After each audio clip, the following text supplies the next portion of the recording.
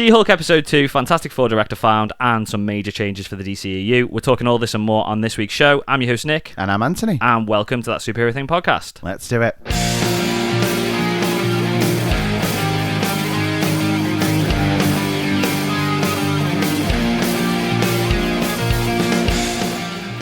Anthony, we've had a bit of a delay on this week's episode. We normally release on Friday, but it is Sunday morning, and we're going to release it later today. We thought we could get away with it because DC have delayed so much stuff this week. We just thought nobody would notice if we just delay the podcast as well. Yeah. But we will certainly be talking about that a little bit later in the news. We're going to be breaking down episode 2 of She-Hulk this week. We'll then be we'll be talking about the news before that even, and then we'll be talking about all your thoughts and theories on She-Hulk in this week's Podfans Assemble. We've got timestamps in the description for you in case you want to skip ahead to the review or Podfans Assemble as well. Don't forget, if you enjoy the show, please make sure to follow us on your favourite podcast platform. Leave us a rating and review as well. The more subs and reviews that we get, the higher we rank in the podcast charts, and the more people will get to find the show, which helps out when it's nice and more people will listen. So it's good. So do it. Go on. There you go. You started to sound like Stewie then. Did I? Good. Yeah, you know, some friends of enemies. And okay. Yeah, it's going well, isn't it? That was good. That's surprisingly good, that, Anthony. Thank you. Should we talk about the news then? Yeah. Sound. So, Fantastic Four might have found its director. So it looks like Matt Shakman has got the gig. Okay. According to the direct. Well, the direct were the first people to report it anyway. Do you know who Matt Shakman is? Can you remember? Matt Shakman was the director for WandaVision. Oh, okay. That's good news, isn't it? He's done cool. some other big stuff as well, because I was looking into this. He's also directed loads of episodes of It's Always Sunny in Philadelphia. Okay. Which I've watched the first series of. I've been told now that really and truly start watching it when Danny DeVito joins. Yeah, it got that's better. Where this, not just the... It's not nothing to do with the actors. It's actually the writing got better at that point. So a lot of people have said series, because I've tried on series 1 and I've titted, but it looks like it's been done on a camera phone. Which I don't think they were far off. To be No, honest. I don't either. I don't. But it's good. I think I got halfway through series 2, and it wasn't that I packed in because I didn't enjoy it. Yeah, there was just too much other stuff to watch. Yeah, and there's 14, 15 I think series for of me, this. I know a lot of people that love it. I think it's one of those where I might need to watch it with somebody rather than just sitting watching it on my own. Oh, okay. I think it's like one of those shared experiences. Should we do it? Yeah. Should we do it? I'd be up for it. It's going to take us 6 years to get through it. I was thinking, should we watch an episode after we've done the podcast every week? But there's 16 series. Yeah, I've just added 3 more. But yeah, there's just loads and loads of series. It looks good though. He's also directed a couple of episodes of Game of Thrones. Okay. And he's also directed 1 episode of The Boys as well. Okay. So he's got, it's good. It's good standing in what he does. I think that's decent. It goes completely against the rumor that they were after a big name director, though. Well, yeah. I mean, he's done WandaVision. But again, when you're going to get to a certain point where the big directors that you're just going to be reusing and rehashing, whereas with this, it's giving other people an opportunity. Yeah, and again, he did really, really well on WandaVision. Yeah, so I'm excited. It's not been officially confirmed yet, but the Hollywood Reporter is saying that Paramount confirmed yesterday, I think it was, that he's exited the Star Trek project because he was supposed to be directing the Star Trek sequel, a reboot type thing. Yeah, but he's now officially left that. So that must be he must have got it. Apparently, there is another name potentially going to be doing it as well. A guy called Michael Matthews, who I wrote down what he did, the name in my notes earlier on, and I thought I don't need to write down what he did, but I forgot. Hang on, I remember now. Okay. Long pause, edited out. He directed Love and Monsters for Netflix. Oh, okay. The Dylan O'Brien one. That was good as well. Yeah. So I'd be happy with either, but to be fair, if Matt Shakman's packed in Star Trek, he's probably got it. Yeah. I'm good with that. I'm happy with that. Umbrella Academy. Well, who's going to do Star Trek? I don't know. Are you bothered? Yeah. I mean, I know you love Star Trek, so yeah, you are going to be bothered. But I've really enjoyed these ones, to be fair. But we've had a massive gap now. We have had a massive gap, but that's okay. Yeah, I suppose. They were busy. They had little missions that weren't that interesting. Yeah. I can just imagine the opening to Star Trek. Well, that's been a boring 7 years, hasn't it, guys? Let's go and do something exciting. I don't know. Again, there's loads of good directors out there at the moment. So, and again, not big name directors either. Yeah, Michael Matthews from Love and Monsters. He's free. He could do it. Get him on the phone, Paramount. Umbrella Academy, Yes. season 4, been renewed for season 4, but it's series. also been confirmed. It's the final series. So this was confirmed by The Hollywood Reporter. They were speaking to Steve Blackman, who is the showrunner. Yeah. He said he's so excited that the incredibly loyal fans of the Umbrella Academy will be able to experience the fitting end to the Hargreaves siblings' journey that we began 5 years ago. I'm kind of glad that it's finishing. Yeah. I really enjoy the series. Yeah. Series 3 wasn't as good as the previous 2 series. Yeah. It was decent. It was just a little bit convoluted. Yeah. So I'm glad that they're now going to wrap this all up and Yeah, get it all boxed off. Part of the reason probably that he's exiting as showrunner is that he's going to be acting as showrunner for the Horizon Zero Dawn series for Netflix. There's going to be a series. There's going to be a I series. didn't even know this. I didn't know that, but Oh, apparently God. it's happening. He's going to act as the showrunner for that. So Oh, I hope they do that. I'm glad. Well. Oh, I think they will. I mean, he's done a really good job of Umbrella Academy. Yeah. So you would expect that he's going to do It's a also good going to job. depend on budget, I think, as well, though. No, it's going to need a massive budget. Yeah, because there's going to be a lot of CGI. Yeah. I mean, you would guess so. Yeah. Unless they start building robots, but I don't know. You never know. You never know. I'm glad that now that he's exiting it, that they are wrapping up the show. Yeah. Because I think you need one, it sounds really cheesy, but one vision for the show. Yeah. I'd hate them to just come in. But maybe a fresh pair of eyes wouldn't be a bad thing. The only thing I'm thinking is, last time something like this happened was when the guys who were doing Game of Thrones decided to wrap up the season at season 8 because they were going off to do all the Star Wars stuff for Disney. Yeah. And they just made a hash of it because it was like, let's just rush this and wrap this up. Star So Wars or Game of Thrones? Star Wars? The guys who was the showrunners for Game of Thrones. Yeah. Finished to go and do Star Wars. I know. Star I was Wars making shows. a joke of whether Sorry. they cocked up Game of Thrones, Yeah, whether they they did. cocked up Star Wars. Yeah, I know. Yeah, potentially. I think didn't they go on to the Mandalorian though? I don't know. I think they went on to the Mandalorian, which was good. I mean, let's hope they The didn't one do- good one. Yeah, the one good one so far. No, Obi-Wan was good. No, Obi-Wan was good. was decent. Yeah, I hope he doesn't just rush through it, because there's a lot of loose ends to tie up at the end after the end of series 3. We did a review for Patreon, so if you're a Patreon. If you're a patron, Right. So I've listened to another podcast. So the correct term is patron. Yeah, no, it is. Yeah, I just can't talk this morning. Well, they do it as well, and they call them their do they? Patreons. Oh yeah, well they are patrons.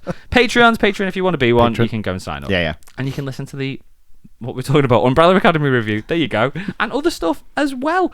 Talking about Netflix. I literally just thought about this earlier this morning. The Resident Evil series has been cancelled. Oh yeah, saw that. I was like, did you watch any of that? More than expected. The first episode with the giant caterpillar. Yeah. Did you give up then? Yeah. I didn't care after that. I was going to try and watch the rest of it, and I've just gone, I've got better things to do, to be honest. Yeah, I'm not surprised. Although I am surprised because they normally cancel the good stuff and then let the crap carry on. Yeah. I've heard a few people who kind of liked it, but yeah, it wasn't for me. Hopefully they'll cancel the Sandman as well, but that's something completely different. Well, I mean, the news that's coming out about the Sandman is saying that its brilliant reception isn't a guarantee that there's going to be a season 2. They're already saying things like that. Neil Gaiman's already got permission to go to a different network if Netflix don't pick it up for a series 2.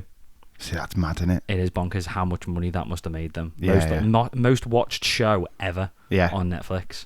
I mean, I didn't like it, but you know, if it's bringing, I still haven't watched them other 2 episodes yet. I'm not going to. It's not going to happen. Do you know what I read this morning? Apparently in the 90s, they've been trying to make this for a long time. Oh god, like 14 years or something, wasn't it? Longer. In the 90s, apparently Michael Jackson was pitching it, and he wanted to play Morpheus. How good would that have been? I'd watch that. That's ignorant. It would have been so good. Oh yeah. That's just something. I'm not sure how I felt about that. We'll never get. After all the allegations and stuff, and you've got Michael Jackson playing the Sandman putting people to sleep. That's not okay. Yeah, it would have been brilliant. Would have been absolutely amazing. The Boys then. So we reported a couple of weeks ago. I mean, we reported like it was an exclusive. It wasn't exclusive. We told you that somebody else reported a few weeks ago that Jeffrey Dean Morgan was in talks with Eric Kripke to be in The Boys season 4. It has now been confirmed. Yeah. We've not had a character confirmed yet. No. But filming has started. Yeah. So they've all flown out. We got all the pictures of them putting the middle finger up at everybody on Twitter because that's what they do. It's fine. It's their thing. Let's run with it. I'm so excited. But if it's filming soon, we should, I assume, start seeing him on set. Yeah. And I mean, I don't know how they'll just have to confirm it. We'll see him in costume, I assume. Yeah. Jeffrey Dean Morgan is such a legend, and him he's as amazing. a soup. But I don't know. Maybe what if he's not a soup? What if he's like literally just popped into my head now. What if he's kind of like lining up as the replacement to Billy Butcher, because Billy Butcher's dying, and he's just like even hardcore, and even Billy's like, fucking hell, you're going too far now. Well, here's a question. Do we know what happened to Billy's brother? Did he die? Yeah, he died. He topped himself. Did he? Yeah, that's where all the flashbacks were from. Because I didn't know whether it might have been him. Yeah. Well, I think he's too old, didn't he, to be his little brother? Was he the younger one? Yeah, he was the younger brother, yeah. Oh, okay. Yeah, so... Ignore me then. That would be quite cool. But I think my first thought, as I said, was always that he'd be a soup, but I think it'd be quite good if he wasn't a soup. He was a soup hater. Yeah, that'd be decent. Apparently, I mean, again, not confirmed, but there's rumours that Jensen Ackles will be back for the next season as well, even though he was put back on ice. Yeah, because there was a Instagram post. It was Billy and Huey, so it's Carl Urban and Jack Quaid. Yeah. And they basically had a drink, and Jensen Ackles replied to the message on Instagram and said, pour me one. Oh, yeah. Soon or something like that. Yeah, I saw that one. Again, I think they'd be stupid not to bring him back. Yeah. Just to have him in for once. It was such a good character. It was a brilliant character. Played it so well. Yeah. Thor, Love and Thunder, coming to Disney Plus on the 8th of September. That's quick. That is It's quick. a little bit longer than the usual 45 day. Yeah. But it is Disney Plus Day.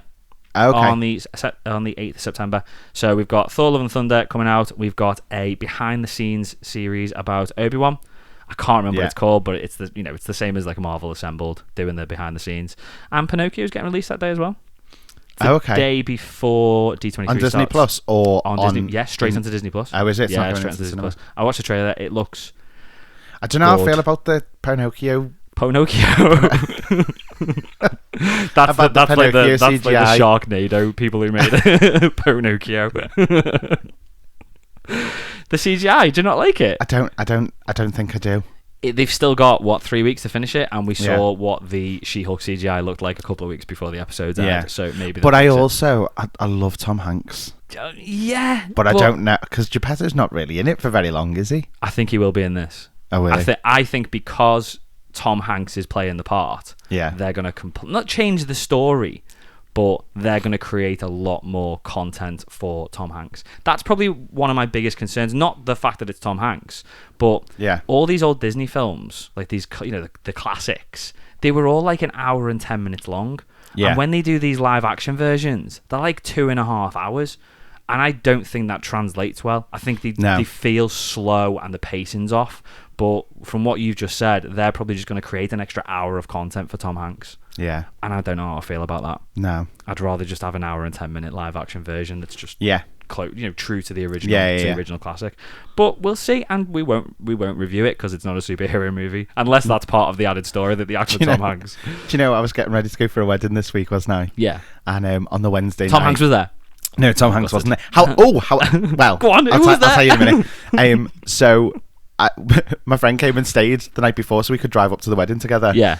And at 1 o'clock in the morning, we sat in bed with the projector on, watching Buzz Lightyear. Oh, amazing. I've still not seen that. I actually really enjoyed it. Do you know it was quite good. Jake, my son, has watched it on loop. Really? Constantly. He loves it, yeah. He's like obsessed with it. So, really so we were up to like 2-3 o'clock in the morning just watching Buzz Lightyear. I need to watch it. I might watch it this weekend. 32. That's not okay. Fine. That's absolutely fine. Disney Plus. I'm watching Buzz Go Lightyear. for it. I'm 37. I'm going to watch it later today probably. And what were you going to tell me about the wedding? Go on. So I actually met someone at a wedding, and this is a bit more musical theatre-y than superhero-y, so I do apologise. I have no idea who this is. There's a lady that I met there called Gabby. Okay. And she'd recently won the Tony for costume design. Really? For Six, the musical, yeah. I don't know what Six, the musical is. So it's the Henry VIII one about all his 6 wives. Okay, yeah. They've done like a modern take on it, and they're almost like a girl group pop band type thing. Okay. It's kind of like the idea of that. It's actually really, really popular. It's doing really well at the moment. It's been touring the UK and things like that. And yeah, she's just won a Tony for the costume design, which is phenomenal. Amazing. She said it's literally just turned up at a house in the box. Really? All engraved and everything. That must be weird. And she doesn't know where to put it in a house. Toilet. That's what everybody else said. That's what everybody seems to do. Everybody always goes to my toilet, downstairs toilet. You know Helena Bonham Carter? Yeah. Not personally, but yeah. She keeps Bellatrix's fake teeth in a toilet. Yeah. So in the toilet. No, not in the toilet. Okay. In the toilet room. So that visions of them being in the back of the toilet. That with a little letter from Daniel Radcliffe when they finished the show. Oh, did he write her a letter? He wrote her a letter. Yeah. That's nice. So that's nice. Yeah, that's really cool though. Yeah. Some famous-ish person at the wedding you were at. Yeah. If she was superhero related, we could have got her on the show, but I know, I'm so sorry. Unfortunate. Keep in touch. See if she starts doing costumes for something superhero related, and we'll get her on the show. Do you know what I've thought recently? What? So of changing the show to a musical show. So for those people who don't know, yeah. Ryan Reynolds has bought Wrexham FC. Yes. Hasn't he? Now Wrexham is 45 minutes to an hour away. Yeah. Did you see the news recently about the fact that Ryan Reynolds raved about an Indian restaurant in Ellesmere Port, 10 minutes away from us? Yeah, 20 minutes away. What, we're going to do a live recording from the Indian takeaway? No, but I was just Ryan Reynolds thinking, was here. If he's only like 45 minutes away, we should definitely start like a little chance for him to get it out there to be like, let us interview you. Yeah, we should while you're over here. Yeah, okay. I'm just saying, like. Okay, there you go. Right, we're going to start a Twitter campaign. Don't ask, you don't get. That's all I'm saying. It's now Sunday. We're going to start a Twitter campaign on Monday, tomorrow. And if you're a listener, follow us on Twitter and retweet it. Yeah. We've got 1,000 followers on Twitter. If you all retweet it, then he probably still will ignore it. Yeah. But there's more of a chance than if 10 of you retweet it. So look out for it on Monday. Monday morning, we're going to drop that tweet and ask him to next time. I'm just thinking around, proximity. If he's on the Wirral for the sake of an hour. Next time, could you imagine if Ryan Reynolds turned up at this house to do like a? Yeah. No. I'd shit my pants. No, I can't imagine. I would full on it's not shit my trousers. Lovely. And on that note, let's talk about DC.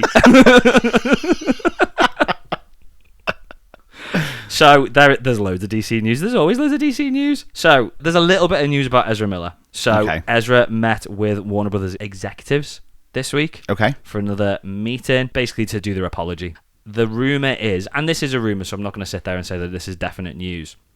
Apparently, Ezra isn't bothered about all the bad press that they've been getting, but as soon as they found out that the Flash movie might be cancelled, that's what spurred them on to go and make this apology now, because Ezra is very attached to the character of Barry Allen, and when they found out that it might be cancelled, they panicked, and now that's why they've come and done the apology. So apparently the apology is genuine, despite us mocking it last week and Anthony doing a lovely little rendition. I still don't believe it. Right, no, hang on. The apology is still not genuine. No, I know. If it's to save the back of a fake character that doesn't exist over the people that have suffered from his actions, that's not a genuine apology. I agree. So that bullshit. I call bullshit. I'm sorry. I don't think this. If he's not been asked that it's all been happening, but now there is fake person in a show that he's worked on might suffer. Yeah. Now he wants to apologise for the people who have actually suffered at his hands. No, I don't. Their hands, sorry. I just don't agree. No, I don't agree. That is disingenuine, in my opinion. I think this needs cancelling now. Let's just wrap this up and do this. We're making massive changes. We'll talk about the massive changes now. I do want to see it, though. Do you know what? Scrap it and make it again. Scrap it and make it again without Ezra. I know that's going to cost them an absolute fortune. Apparently, they're in financial difficulty, which I believe. But, yeah, I don't as much as I want to see it, because it's going to be a train wreck, I don't think Ezra should be part of it. Yeah. Or through all these reshoots and delays, which again we'll talk about in a second, write it in so that's Ezra done. Yeah, let's do that. Let's just get rid of Ezra. They might have already done that. They might have already done it. I don't think they are. I just don't think. I don't get how at the moment Ezra hasn't been fired. I can only assume it's down to the fact that they spent $200 million on this movie. Anybody, we've talked about this before. We're not going to go into it much longer, but anybody else would have been sacked by now. Yeah, 100%. Ages ago. Batgirl then. Let's talk about Batgirl. One of the directors, Bilal Fowler, said that they had deleted the movie from servers because he tried to go in and access it on the servers. I don't think that's actually true, because the Hollywood Reporter is reporting that they are running funeral screenings, they're calling it. It's a bit morbid. I know, it's just a tad. So they have invited cast and crew and execs to watch screenings of as much of the film that's been done at the moment, so that they can actually see it as like a final goodbye to the movie. But after that, they will be it's basically either going to be locked in a vault or all physical copies of the movie destroyed, and that's because Warner Brothers want to demonstrate to the IRS that they are serious about cancelling this movie, and that they're not going to carry on because they want to save as much money on tax as possible. What a waste. I know. If they're doing screenings of the movie, and I know there'll be really rough cuts, but if there's that much of this movie been done, just what a cop out.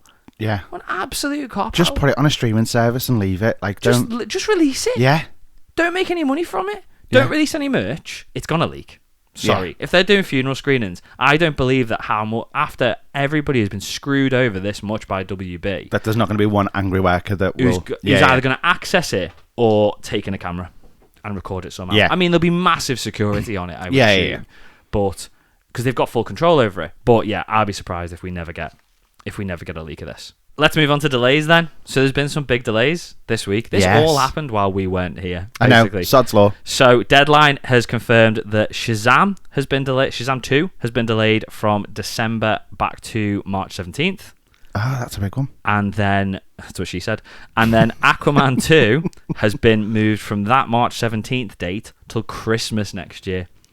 Jesus. So that's been put back 9 months. Bear in mind, right, these have already been delayed numerous times already. Yeah. Why? I don't know. Apparently, part of the reason is because Shazam was going up against Avatar 2, and now it's not, so it's got a 3-month clear run. Because Avatar's going to be in the cinema for like 6 months, because they'll push that as much as possible. I just think it's reshoots. It's got to be. I mean, because what's his face? Jason Momoa was a screening for the final series of C. Oh, yeah. Final season, and he confirmed there that Ben Affleck is coming back. I mean, I know we already knew it, but he said he was sitting talking about it. Like, I think the interviewer asked him what he thought of Ben Affleck, and is he glad? Would you like him back in the DCU? Because we've seen rumors that he might be back. And he said, "Oh, do you know what? Fuck it, it's official. He's coming back." I mean, that's shit. The fact that it's good that he's confirming it, but that is really bad management there. That Jason Momoa was confirming things, and he's the one who leaked it on Instagram, and he seems to be getting away with it. But I mean, they're not going to have any actors left if he. I got a feeling that they're just putting out fires where they can at the minute. I do. To me, it just seems like there's so much going on. Yeah, that they're just letting shit slide left, right, and centre. This has all got to be part of the reshoot and the restructure. But again, the big thing is though that it's now coming out after the Flash. Yeah, Aquaman 2. So Aquaman 2 was supposed to be March, but the Flash was June. Yeah. So now it's 6 months after. So again, the whole Michael Keaton thing. What's happening there? I reckon they'll get rid of Michael Keaton. I think if we get the Flash movie, we're not going to have Michael Keaton. I think that'll all be taken out because you don't need to anymore because he's not in Batgirl anymore. No. Batgirl's not happening. They'll get rid of Keaton. Maybe not get rid of him completely, but if the rumoured plan was that the Flash was going to bring Keaton in as the Batman, for the DCEU, so that'll be gone now. He will just be at most just part of the multiverse. But I think Batman at that age would have been good. I do, because it'd have brought in kind of your Nightwing, like a proper Robin, because we haven't had a Robin in forever. I know, but. And I think part of it was to replace him as Batman with Batgirl, and that was where the DCU was going. And I know the DCU has been going for 10 years now since Man of Steel, or 9 years from Man of Steel. It's too quick to replace Batman. Yeah. Do you know what I mean? We've had like Batman in 2 films. I mean, he popped up in the Suicide Squad, but I kind of like the fact that we're just going back to Ben Affleck's Batman and we're not trying to move too quickly. It's like they were trying to rush through what we've done with Captain America. Yeah. I mean, that was over 27 films. We've replaced Cap with Sam. Yeah. And they were trying to do it in 3 years. And it just didn't work. It was too rushed. So I like the fact that we're bringing him back. Do you know what I'm really sad about? What? And I've never quite got over. What? Joseph Gordon-Levitt's never getting to actually put on the costume and be Robin. No, he's not going to, is he? No, I know. You never know. That was such a good moment. And I was like, oh, it's going to happen. And then we found out that they weren't doing any more of the films. And I was gutted. No. Genuinely gutted. I was a little bit. Because I like Joseph Gordon-Levitt. He's a very, very good actor. Oh, he's brilliant. I'm actually surprised he's not been brought into any of the projects so far for Marvel or DC. Yeah, I think he's moved away from acting a lot. He seems to have, because I haven't really seen him in a lot. I know he's got some sort of. I'd love to see him back again because I just think he's brilliant. Yeah, I think he's a good actor. Yeah, that was out of the blue, but yeah. Sorry. No, fair play. DC related, just popped into my head. No, I would like that. I want to get like a Robin and a Nightwing, but I want it done over a slow period. Yeah, I don't want them to bring in a 17-year-old to play, or an apparent 17-year-old Robin, and then 2 movies later he's Nightwing, and we've got a new Robin. Yeah, I don't want that. Yeah, I want 10 years with a Robin, see him grow up. Go for like Tom Holland sort of age. Go for like a 15-year-old and we see him grow up and become Nightwing over a period of 10 years and then replace him. Do the whole Jason. I mean, we can't do the Jason Todd story because they've skipped past the Jason Todd story already, haven't they? Yeah. But again, if this is going to reboot it, there's so much good content in DC. There's so much good villains. Do you not think potentially though, if the Robert Pattinson one starts up, that we could get that? Yeah, but we're not. I don't think. But it'd be. Now that we've got this would be the beginning. Yeah, but now that we've got Affleck back in the DCU, I don't think we're going to get that now. You don't think the Batman 2 will happen? No. I wouldn't be surprised if the Batman sequel didn't happen. Because I don't think that WB have got that much money. But the other thing is though, even if Ben Affleck's coming back, how much longer for? Because it's been such a rocky relationship already. No, I know. Do you really think that he'll stay for that length of time? I mean, that's the next bit of news. I think if the new Kevin Feige for DC manages things properly and has a good relationship with him, I think he'll stay.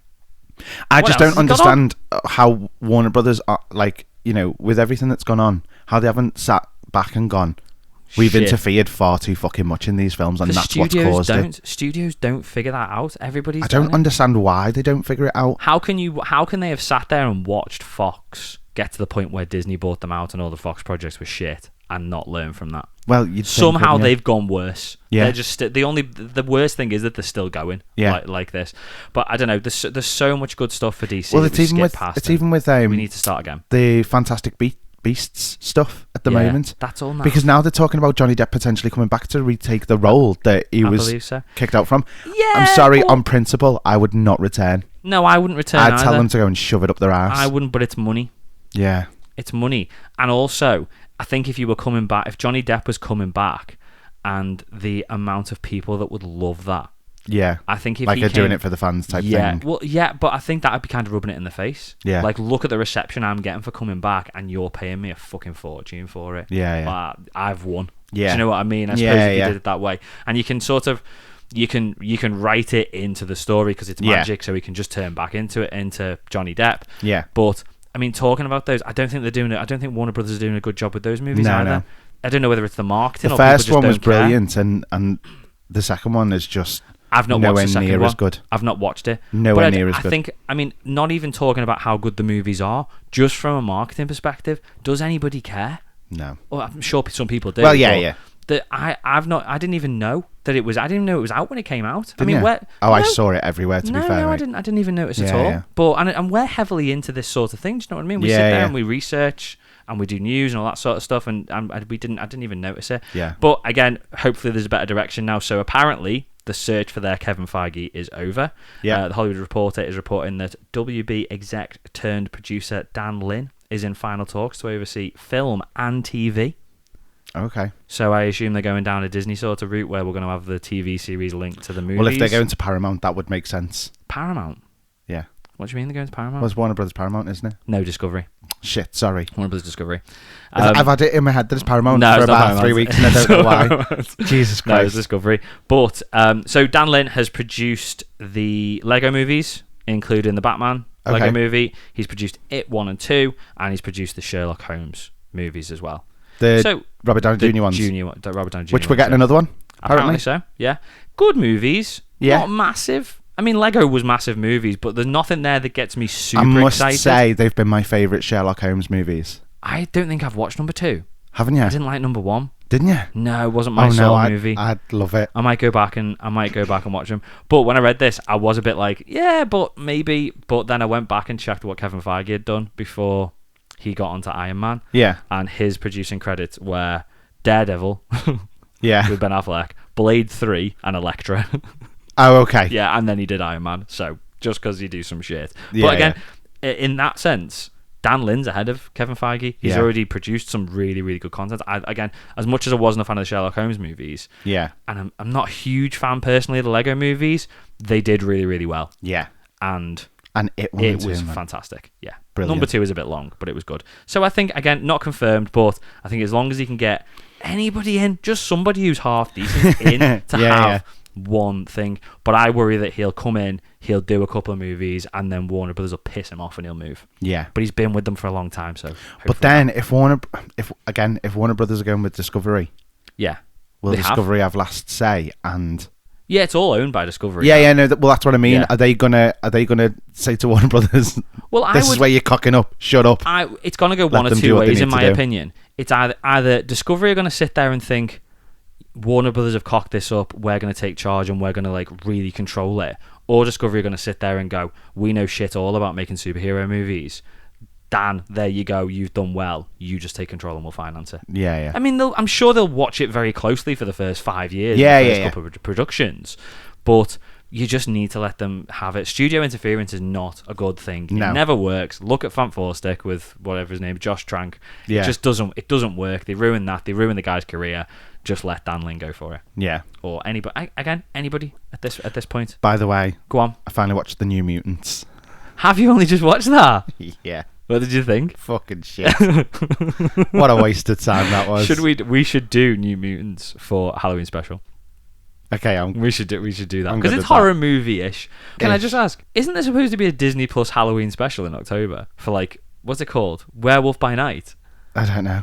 Yeah, I mean that's what everybody's been rumoring. Apparently, it's been shooting. It's been filming. What with Maisie? No. Oh, no. Just that it's linked to Moon Knight. It's linked to Moon Knight. Apparently, all the news and the rumors for about 12 months now, and at least since Moon Knight, have been talking about a Werewolf by Night one-off. Not like a TV movie type thing coming to Disney Plus for Halloween. Oh. Surely we'd know about that by now. Surely we would have had to make some sort of announcement. Especially with things like Hocus Pocus 2 already being slated and stuff for... Yeah. Yeah, I mean, I just feel like it's 2 months away. Yeah. I don't think it's going to happen. Don't you? No.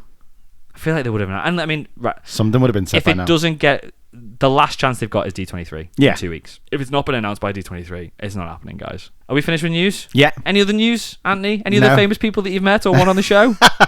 No. No. Sam, should we talk about She-Hulk? Yeah. So, She-Hulk Episode 2, Superhuman Law. Spoilers from the get-go. We didn't do a spoiler warning at the start of the show. Spoilers. Tough. Spoiler warning. If you're only just joining in now, you're late. Well, you might have. You might have done the time. And if you've watched, and if you've listened before, you know what happens. You know what happens. We spoil it. Yeah. Can I start with a criticism? Couple of criticisms. Okay. Right. I'll cover myself. Right. I really enjoyed this episode. Okay. I did. I am still loving the show. Yeah. Criticisms though. It was too short. It was very short. Noticeably short. How long was it? It was 23 minutes until we got to the first set of credits. Okay. That's it. That's a short episode. That is a very short episode. Maybe it's because... I mean, I suppose it's your standard TV length episode sitcom thing, but you normally have adverts in there, so it feels like a little bit longer. Yeah. But it felt really short. I did think that when it finished, I was like, oh. What? Yeah.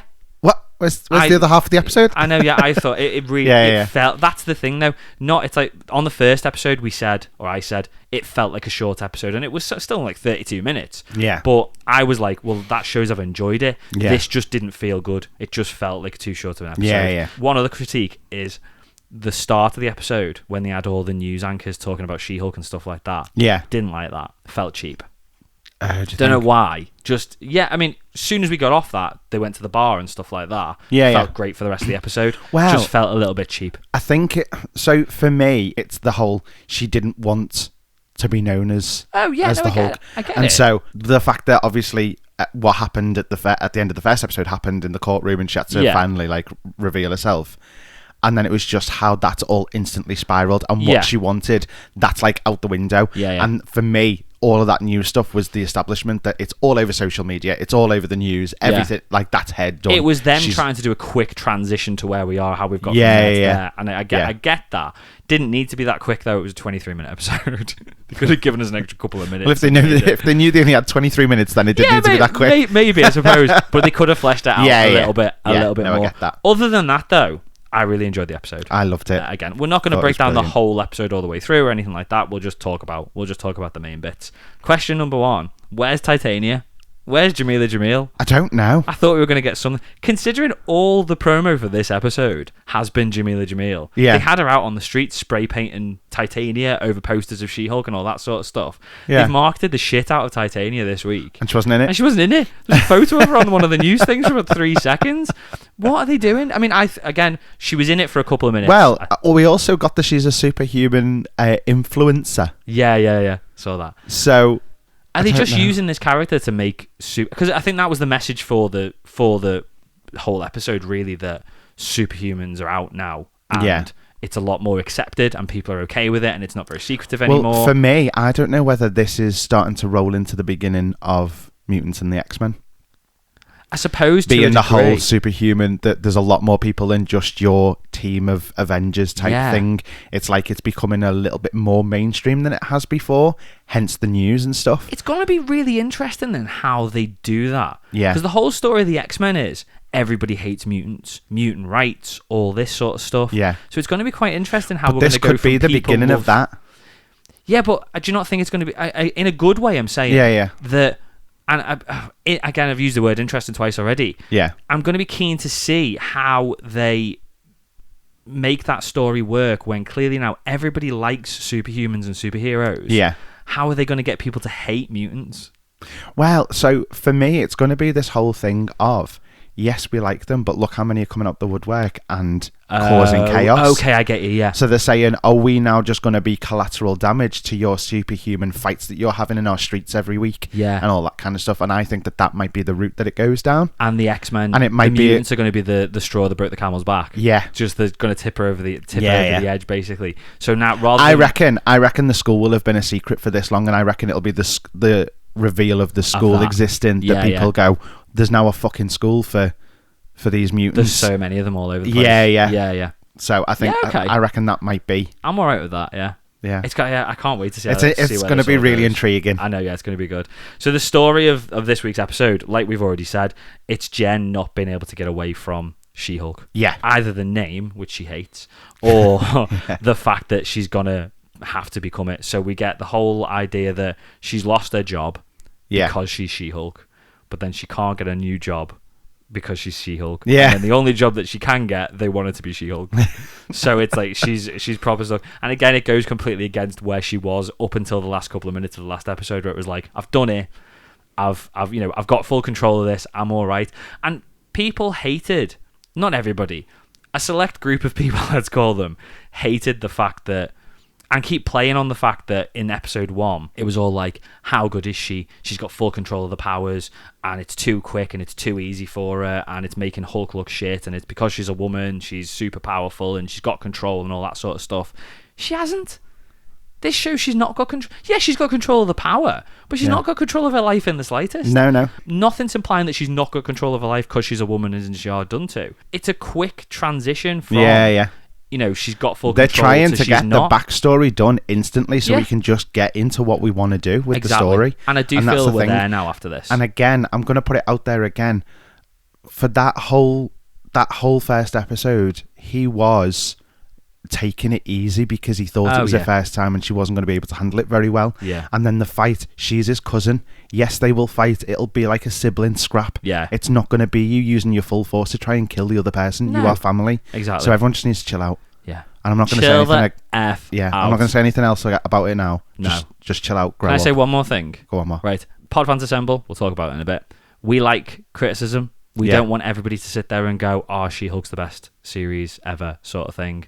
So if you sit there and we've criticised it already. Yeah, exactly. If people send in Pod fans assemble messages, we're not going to not include them if you say you don't like the show. Yeah. If you start sending messages that start saying I don't like it because it's woke and all that sort of stuff, we're not including them. Yeah. Because it's not. I mean, I suppose that's our opinion. Yeah, you might think it is, and you're entitled to your opinion. But we've had loads of Pod fans assemble messages this week again. Yeah. Where people are like, it's just woke trash, it's garbage, it's ass, all that sort of stuff. And it's like, I can't be asked. Yeah. Do you know what? Have a formulated opinion. Give us a constructive criticism, not just this is shit. Yeah. Do you know what I mean? Yeah, there you go. Should we leave it now? Yeah. Right. So she's got a job at GLK&H. Yes. Could have gone with an easier name. There were so many letters when they were all talking about who was saying no and who was saying yes. And my head just fell off. I know. So GLK&H is where she's got the job. Yeah. I liked that whole scene of her getting there. Yes. I liked the clumsy Jen walking into the door. Yeah. And I know I could go back to what I've just said, and I'm not going to get into that, but I liked that. Yeah, The whole way she acted, I suppose, for want of a better phrase. Yeah. I love that. Like the sort of like, oh shit, what have I done sort of thing. Yeah. I like that. I like the fact that they're saying she's got to be at work as She-Hulk after she doesn't want to be She-Hulk anymore. Yeah. The fourth wall break. A really big, long fourth wall break. Yeah. I liked it though. Yeah, and I liked she said something. She hit something. He asked her a question when she got to her office. Yeah. And she clearly hadn't been listening because she's talking to us. Oh. And she goes, I'm agnostic. And he goes, interested. And then she takes the camera and she's like, I'm going to be thinking about that for the next 12 months. And it's like, yes, I like it. Yeah. It's exactly what I'd be like thinking about the same thing. I actually did that at the wedding. Someone had said something to me and I didn't know what they said. And I answered. And then they just looked at me funny and I was like, and for the rest of the wedding, you're like, shit. I'm going to be thinking about that for quite some time now. I know.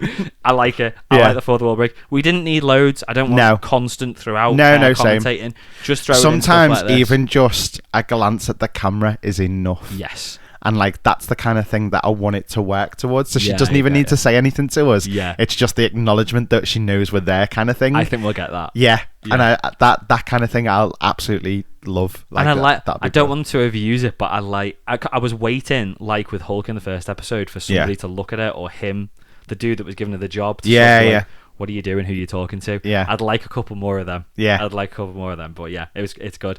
The other person we met was a guy called Pug. So the guy who came in and brought like the basket with the biscuits and the drinks and all that sort of stuff, and the map to the best toilet for pooping. Like him. He's a comic character. Is he? Yeah, so in the comics, again, I'm sure we're not going to flesh out his backstory in this, but I think he was a bouncer. Okay. And he got saved by Spider-Man. Oh, right. He decided to start working for Superhuman law, because obviously Spider-Man's like he's hated in the comics. Yeah. Always mixed feelings about Spider-Man. But he had met him, so he knew that he was... so he wanted to go and do Superhuman law to sort of help out Supes who were being hard done to. We're clearly not going to get that backstory because we're not allowed to use... They're not allowed to use Spider-Man in this. Yeah. But yeah, I think he'll be a good such a shame in it, because that'd just be a good little nod. It's part of the deal, isn't it? I know. Part of the deal, at least. I'd rather we have some Spider-Man in the MCU than none at Spider-Man all. in the MCU. Yeah. So the other thing we found out there, and we'll talk about him now, is that she's only got the job, A, if she acts as She-Hulk all the time, and if she defends Blonsky. Yes. Let's talk about Blonsky. I fucking love Blonsky. Tim Roth. He's so good. He was amazing. I love the build up to seeing him. For a start, she gets there as She-Hulk and they're like, you can't be She-Hulk. And it's like, when can it be? Who can it? Do you know what I mean? Yeah. Like, she's just been sat there. I've been told in my work hours I've got to be She-Hulk. And now she's not allowed to go to She-Hulk. I love the whole... Can I just... A continuity issue here. This is the one thing that annoyed me. When she was She-Hulk, her costume fit her. Her outfit fit her, and then she shrank back down to Jen, and it didn't seem to be oversized or anything. It wasn't, but it was her pants were. So if you notice, when she's She-Hulk, they only go up to her knees. Oh, right, okay. Back into Jen, their full pants. I didn't see that. Okay. I only noticed that on the second viewing. Did you? Yeah. Okay. But yeah, I thought at first because I must admit, I was only looking at the jacket, but I couldn't see that it was like. Yeah, like filling it. Do you know what I mean? Do you know what though? I liked the fact that when she was talking to Nikki and she's like, they want me to be She-Hulk all the time. Yeah. She starts talking about, she's like, I'm gonna need a whole new wardrobe for work and stuff like that. And I like the real life things. Yeah. Totally. It's a superhero show, and I love about I'm gonna need new clothes. Can I just say, I love Nikki being her advocate all the time. She's like, just fucking do it. Just do it. Yeah. It's amazing. Just do it. Look, corner office. Do it. I know. Do it. I know. She's just like the devil on her shoulder the whole time. We and I don't just love know it. this character that much yet. No. But when she got offered the job and she's like, I'll only do it if I can hire my own paralegal, I was like, yes, we're getting more Nikki. We've only had like 30 seconds of her on screen, but I like the fact that we're getting more of her. Yeah. At the prison though, they were trying to, on the build up to seeing Blonsky. Yeah. And as she's walking through, they went through so many doors. They did go through loads of doors. Don't step over the yellow line. We hold no responsibility if you get injured or killed. And it's building him up to be this big, scary abomination. And then she gets in there and he's like, namaste. I've written haikus. My tiny ears. That made me laugh because Jen had said the same thing to Hulk in the first episode. Said what? Namaste. Oh yeah, she specifically said namaste in the yoga episode. Yeah. So then he says namaste to her, and I was like, "Oh, okay." Puts him on the same sort of level. Yeah. No, I like that. I quite like that. It was a bit of continuity through it. I like where they've gone with him. I do. I was a little bit concerned that because we could tell from the promos and the trailers that he's going to be Tim Roth and he's going to be a little bit more chilled out. Yeah. I like the fact that it's like go big or go home. We're not just going to make him like kind of chilled out. We're going to make him spiritual namaste. He's got 7 soulmates who are going to buy him a house when he gets out of prison. Do you know what I mean? He's almost like a Buddhist-y version of Trevor. Yes, he is. Isn't he? That's how it's come across to me in this. And I was pissing myself laughing when he said about the haikus and stuff like that. And she's like, no. You don't need to be doing that because no one's going to believe you if you're writing haikus and stuff. You need to. That's the thing. I believe him. Well, then she spoke to Bruce and he was like, "Oh, he sent me a haiku." I know. Yeah. I know. Yeah. But because at first I was like, "Is this all a play to get out?" Yeah. I mean, we've already seen it. We'll talk about the Shang-Chi link because there's a lot of questions over that. Yeah. But at first I was like, "Is this a play?" But when he made his case, I believed him. He said he was just doing his job. He was on direct orders from the US government. Yeah. You've now put me in prison. Yeah. I thought I was going to be the next Captain America because you were giving me this serum. Yeah. The serum made me go mad, which I can completely get. Totally. And I believed him, and I'm kind of finding myself rooting for him a little bit. Well, I think that's why Jen was so avid that she was going to do it. I mean, she needs a job as well. Even before she spoke to Bruce, though. Yeah. The fact that she just talked over him the whole time, I was wetting myself laughing every time he tried to speak, and she just would not let him have a... Yeah. And he was like, you're already doing it, aren't you? And she was like, yeah, I am, yeah. I like the conversation with Bruce, though. Yeah. I mean, there's a lot to... We'll talk about Bruce. Yeah. But what does he say? Oh, he says that fight, because when she's thinking to do it, he says that fight was so many years ago. I'm a completely different person now. Literally. Yeah. Amazing. I was like, I like that's that. all we need. I know. That's more than enough. That was a fourth wall break without it being a fourth wall break. Yeah, totally. I like that. I really enjoyed that. And the fact that she's like, I know, and she like responds to it as well. Yeah. I hope if Blonsky meets Bruce, we get some sort of comment there as well. Yeah. You look different or something like that, because we need to get that in. Have you done something with your hair? Like a dead daft comment like that. Exactly, yeah. So let's talk about Bruce then. Yeah. Lots to talk about Bruce. Yeah. We just think we're having a normal conversation on the phone. Excellent cell phone reception, by the way. Yes. And then we find out he's on the Sakarian ship. Yeah. And he's heading off to, I assume he's going to Sakaar. Yeah. Where are we going with this? I have no idea. I'm excited. We've got... I mean, we talked about this previously last week about the fact we said we thought that he might get taken or something like that, and we might not see him now until... I didn't think we'd move to this point this quickly. Yeah. That was probably the biggest surprise. The fact that I thought that... We said last week, that we thought this would get picked up in the last episode. Yeah. And it hasn't. We're there already. Yeah. I still wouldn't be so... I was going to say I wouldn't be surprised if we then don't see anything from Bruce now for the rest of the series. But I think we will, because I've got a picture for Anthony. We'll put this on Twitter. I'll retweet it. Okay. So there's a set photo of Mark Ruffalo in mocap with Titania at night with police cars in the background. Oh. So interesting. I'm assuming he's going to be back at some point in this series. Is he coming back as Smart Hulk, or is he coming back as Savage Hulk? We could get this. We could get him back in this series. Literally, I just got chills saying that. I'm so excited. Yeah. I want Savage Hulk back.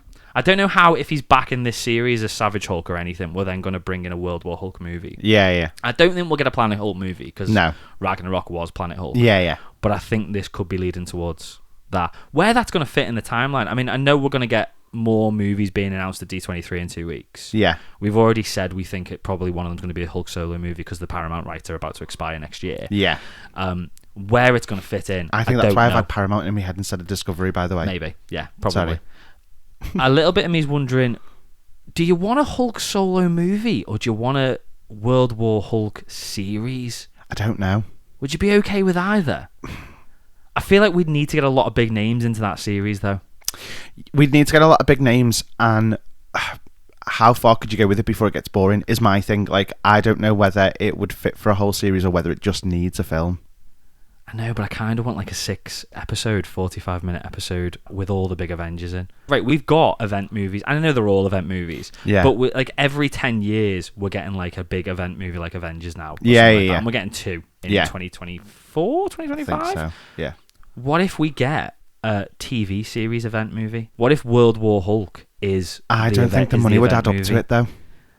No, I know I don't, but we spend a lot of money on stuff. They're already spending a lot of money anyway. Amazon has spent £1 billion, a budget of £1 billion for the Lord of the Rings series. Yeah. There's big money there, and Disney is now the biggest streaming service. It's overtaken Netflix now. Yeah. In 2 years? Yeah. Something like that. Do you know what I'd really like? And I put the prices up. I would really love if we had... So if we get those 2 Avenger movies... Yeah. And then we don't have Hulk in them. Yeah. And he appears at the end or something, and he's in a bad way. Yeah. And then he's like, I've had my own shit to deal with, essentially. Yeah. And then we get a World War Hulk, and it's like this is what happened while this was going on with the Avengers. Yeah. Because it's the whole multiverse thing that you can get this in with at the moment. And if those Avenger films are going to end that multiverse, then it would be good to see that he's had to deal with his own massive fight again. And, you know, if it's going to be kind of World War Hulk, you could have anybody, because you've got the multiverse. You've got your Red Hulk, you've got your Abomination, you've got She-Hulk. You could just have one massive Hulk movie, and it's every version of them all just having a massive planetary fight, and we build up to it in the series. You can have death and destruction to times 1,000,000, because it's a multiverse and it's going to end. Yeah. So you could get that Yeah, do you know what I mean? And I think that would be quite cool. There's so much we could get on this. Yeah, yeah. I can't. Yeah, I think we're gonna get. Or big reveals. he's in the Avengers movie, and then he gets yanked out of it all of a sudden without any warning. Yeah, but he's been yanked out now, hasn't he, from the Sicarian ship? Yeah, but I think he's gonna go to Sakaar, find out he's got a son. Do you reckon? And then it's all gonna play. It's all gonna play from there. Yeah, yeah. Okay. Maybe Ruffalo in this mocap isn't Hulk. What if he's Scar? What if Mark Ruffalo is also doing the mocap for Hulk's son? Maybe. We don't know. So, well, that's one reveal anyway. That was the big. Okay. That was the big, or the planned big reveal of the episode. Yeah. Right at the end. Again, it didn't feel like right at the end, but it was right. It was right at the end. There were a couple of other reveals in the episode. Yeah. So one of them, little things. One of them was that Jen's screensaver. Did you see Jen's screensaver? No, I didn't notice it. Steve's ass. Amazing. Love that. Fantastic. We also then got a look at her computer screen when she was looking for jobs. We got the fact that there's some Iron Man 3's shoes. I like that. We got related news articles. Man fights with metal claws in bar brawl. Oh my god! So excited, and I can tell he's just had chills just looking at him. That amazing. Is just like the detail, because that's like a blink and you'll miss it as well. Oh yeah, well I missed it. Yeah, so did I. Yeah. But to just see that like they're even putting those things in there just so that we're getting good constant little reminders that it's coming. I just love it. It's like the first time we heard about Spider-Man, which wasn't in Civil War, it was in Ant-Man when Luis was doing the narration. He's like, I got a guy who walks up walls and stuff like that. Yeah, you know what I mean? It's that sort of thing. Yeah. We knew X-Men were coming. Yeah. This is the reminder that the X-Men are coming, and it's the tell that, because again we've questioned, they're already established, they're already about. It's not going to be an origin story. Exactly. Yeah, but it one of the questions we've asked is, will they bring Wolverine in this early, because Wolverine's been done to death? And this is the answer. I think this is we're going to get Wolverine. Are you sure we will straight off? Yeah. And you know what, I know this sounds stupid and I know it's going to happen. I want Hugh Jackman. I just can't imagine anybody else. I know. I just want, as much as there's other big names like we've already talked about, like Taron Egerton and stuff like that, I just want Hugh Jackman. Yeah. I genuinely don't want anybody else. Yeah. As it. The other reveal as well, the other news story is why there is a giant statue of a man sticking out of the ocean. We literally talked about this last week. I was like, I must be psychic. I know, yeah. I'm glad that they've addressed it. Yeah. I don't think we'll see anything else of it. No. I think that's it. Because fans have been talking for about a month now going, when are we going to address this? I think that's Marvel going, there you go. Yeah. It's been addressed. Yeah. We're not going to talk about it again. People know. That's it. It's a thing. People are aware that there's a giant statue sticking out of it. I still want it to be someone's lair, though. I still want it to be someone's lair, yeah. It's got to happen. Like, it'd be brilliant. Just somebody's shit, like we've said. Really, really crappy supervillain. Yeah. So something else that happened in this episode, which again, I'm not going to... not a critique, because I'm kind of on board with it, but I wasn't until I wrote my notes. The family dinner. Okay. I didn't like it at first. Didn't you? No, on the first viewing, I didn't get it. I didn't like it. And then when it came up on the second Can we point out, first of all, Go on. the one thing that I really loved about it? We met Ched. Yeah. When they said, you're not the only brains of the family, and he goes, no, there's Ched in the first episode. And that's Ched. I didn't even get on to that. Didn't you? Yeah. So, and he's like doing nothing with his life, and he's not a genius at all. Didn't get that. So I was pissing myself laughing, because I was like, that's brilliant. That's good. Because he's not a genius at all. Yeah. And we, like, unless she'd kind of gone back to it, and I think it was just because I actually watched episodes 1 and then 2 straight after. So I just went back and just watched from the beginning again. Yeah. And I think that's the only reason I picked up on it. Yeah.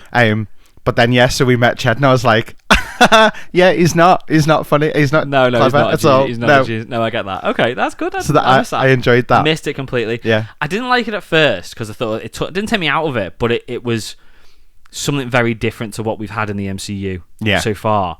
Because we had the auntie telling her that she knows a young man who wants to be a superhero, so can you get him in? Basically, on an LGBTQ point of view. Okay. Can I just Where's say? This going? Go on. So this to me is perfect, and the reason being is, do you know how many conversations that I've had with somebody where I've been like, yes, I'm gay, and they go, oh, my brother's gay, and he's blah blah blah, and I'm like, do you know him? Because you must all know each other. Yeah, I've been to the meetings, we've met. Do you know what I mean? And it happens all the time. Does it really? Yeah, honestly, mate, it's such a boring conversation.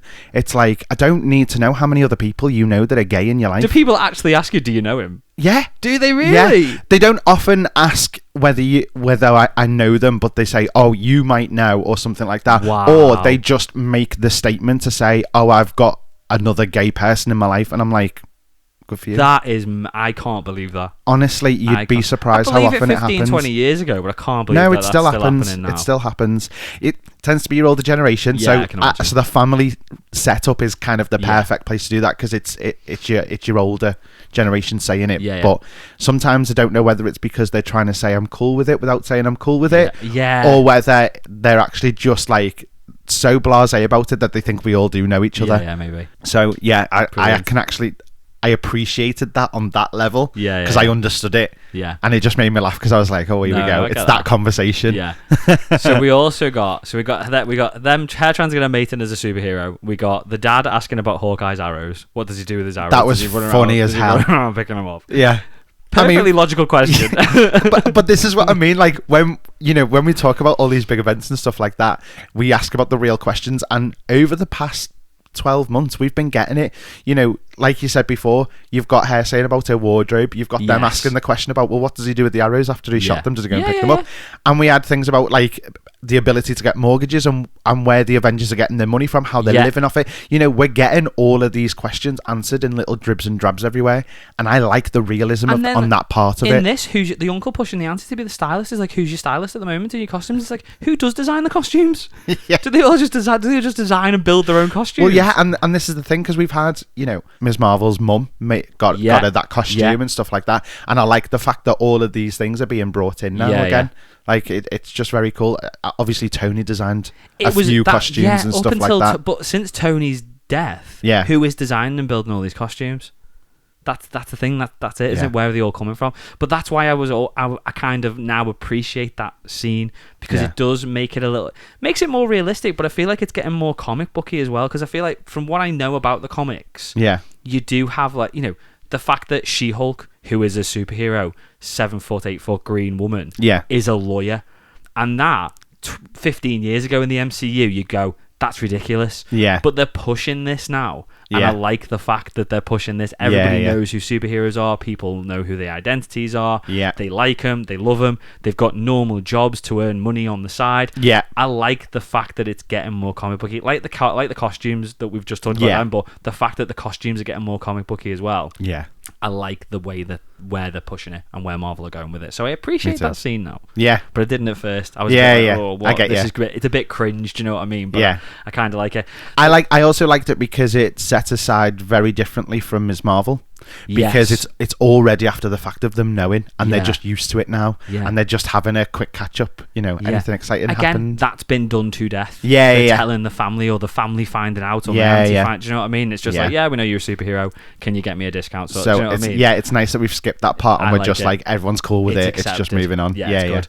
So at the end of the episode, then we'll talk about the two endings, I suppose. So the final shot was Jen finding out that everybody now knows that Abomination's been breaking out of prison. Yes. So for a start, the point of it for the episode was, this is going to be an even bigger case. Effort. Yeah. Because it's a flight risk type thing and all of that kind of stuff. And how is he getting out, and why is he? Yeah. Well, we know how he's getting out. One's taking him out. So, and we've seen there's clips in the trailer of is one going to be on trial? Well, yeah. Yeah. Well, I don't know if he's on trial, but but we've seen him in court. Well, but he's breaking somebody out of prison each time that he's doing it, so he would be on trial for breaking a prisoner out of prison. Yeah. So I'm quite excited to see how this is proper lawyer show. This is going to be a few episodes. This is going to be a proper lawyer show. Yeah. And I reckon proper court procedural. 100%. She's going to be defending Blonsky and probably to a degree Wong. Yeah. And Matt Murdock is going to be prosecuting. Do you reckon? Definitely. I know. Obviously, I think he'd be defending the Superhumans. But it's a villain. It's a villain. Yeah. So I think he's going to see it as his duty to not let the Abomination out of prison. Yeah. He's going to be prosecuting. Yeah. I can't wait. I'm so excited for this. So excited. So the biggest issue that people have got with that as well, I think people are getting a little bit more too complicated with it. So people are questioning the timeline now. Okay. Because we know that now She-Hulk, the series the point that the series we're at so far is a few months after the car crash. Yeah, because it says this at the start. Is really strange because I've seen, and again, take it all with a pinch of salt. I actually saw something on Facebook and I screenshot it last night or this morning, and it's actually the timeline. Okay, yeah, go on. So I don't know whether it's just an opinion or whether it's something that has been released previously. Mm-hmm. So it's got the universe in timeline order. Okay. So what it's saying is, because it's even added the I Am Groot little sections in and everything. Okay. Don't know why that's important, but I hope that's not going to be MCU canon. So basically, from the point of Avengers Endgame, okay. So in timeline order, you've got Avengers Endgame, Loki, They've put What If in at that point as well after Loki, but I don't think that one matters. No. Then it's WandaVision. Yeah. Then Falcon and the Winter Soldier, which we already kind of knew. We knew. Then it's Spider-Man No Way Home. Yeah. Then Shang-Chi. Okay. Then the Eternals. Yeah. Then Multiverse of Madness. Yeah. Then Hawkeye. Yeah. Then Moon Knight. Yeah. Then She-Hulk. Okay. And then Ms. Marvel. Okay. Well, I suppose that matters because it's not massively linked. No. But that's where they're putting it in at the moment. So that's what my understanding was. Yeah. And that's my understanding still. So the complaint that people have got is that they're saying that that shot of the Abomination fighting at the Fight Club. Yeah. was obviously during Shang-Chi. Yeah. And Bruce was still in human form with that thing on his arm at the end in the post credits. Yeah. So they're saying it's screwed up the timeline. I don't see it as it has. I see it the way I saw it was that Abomination fighting in Shang-Chi was probably a couple of months ago, and the footage is only just leaked. Yeah. I didn't see it as that's happened now. No. And he's just broke out. Yeah, no. That's not the. Is that what people are thinking? That's what people are thinking. They're saying Marvel fucked up the timeline. No, I think Wong's letting him out to do it and then taking him back. So it's either because I think I think Wong has been in there teaching him how to control it, which is why he's doing the Namaste stuff. Yeah, spot on. So I think that's what it is, and he's going. If we need to do a release, I've got the perfect place to take you to get that out of your system. Yeah, and then we can go and carry on training. Yeah, and I think that's kind of what's been going on. Yeah, but people aren't going to see it that way because media. Yeah, exactly. So the footage is either old footage. Or he's been to the Fight Club. Well, the Fight Club wouldn't be there anymore. That's the only problem. No. Because that was it was pretty much shut down at that moment, wasn't it? Yeah, not necessarily, because it was being run by Shang-Chi's sister. So she could still be running the Fight Club. Well, yeah, she could. And she could have leaked it. I don't know. I don't think that cocks up the timeline. No. That's the thing. Yeah. I think you're reading too far into it. Yeah. If that's and to be honest, this is the other thing. Although that we've got that timeline at the moment, they're all right on top of each other. It's not like any of them are a year apart or anything like that. You're literally talking weeks or months after one another. Yeah. So don't forget that some of them cross over. What we're doing at the minute is Avengers Endgame was 2024, 2023? 2023. Yeah, because it was 5 years jump after 2018. Yeah, 2023. So what they've been doing now is catching us up to our present time. Yes. So everything that's happened there is happening in 2023. Yeah. So we've got a ton of shows there that are all happening in the same year, so that we can catch up to the present timeline. Yeah. So that's what everyone's got to remember in the process. So I'm okay with that. I don't think they've cocked up. And that was something that was said by Kevin Feige. Yeah. That it, we are catching up with our timelines that we're back in standing. Exactly. Post credit scene then, bit pointless, but I was a bit gutted that I waited around for that. This was it. That was it. So it was basically just Jen as She-Hulk helping her dad around the house. Yeah. So lifting a car. Yeah. Putting the telly on the wall, which to be fair is a pain in the arse. Yeah. And then carrying all the water bottles in. Yeah. I think we are, again, the rumour is that we're going to get a post-credit scene on every episode. Yeah. I suppose the post-credit scene in episode 1 was a bit pointless. It wasn't continuity. It didn't help progress the story or anything like that. But it was funny. This one wasn't. That one was just something that could have been in a scene somewhere. Yeah. And you'd taken it in the scene. The fact that you've waited the extra 45 seconds. It was a repeat as well, because on the sketches of the end credits, it showed pretty much those scenes. So it was kind of a bit repetitive as well. But anyway, it is what it is, isn't it? It's not made to be like some huge Marvel movie post credit scene. Yeah. But it was what it was. Overall, though, I liked it. I really enjoyed it. Solid episode. Yeah. I kind of get some of it feels cheesy, but I don't think that's a bad thing. No, I like the way that I like the tone of it. But I get why people don't enjoy it. We've just had Multiverse of Madness, which has pretty much been Totally. And even like the Eternals and Shang-Chi, it's been totally different tones and stuff like that. We've had Miss Marvel, which has obviously been kind of more toward teens and things like that, so it's been a little bit more. But before that we had Moon Knight, which again was dark. I know. So it's nice to have a balance of we get stuff that's a bit more cheesy, we get stuff that's a bit more dangerous, like and all that kind of stuff. I like the fact that we're not watching the same tone because it just get monotonous and boring, and that we're not spending 9 episodes doing an origin story for Jen, and then we're going to get 1 episode with a bit of a crap baddie. Do you know what I mean? I've still not got any idea who the main bad guys of this is going to be. I still for a second don't believe it's Titania. Unless she hulks out. Maybe. Unless that's the way they're going with it, but I don't think she needs it. She bursts through a wall. She's super strong, anyways. Isn't she?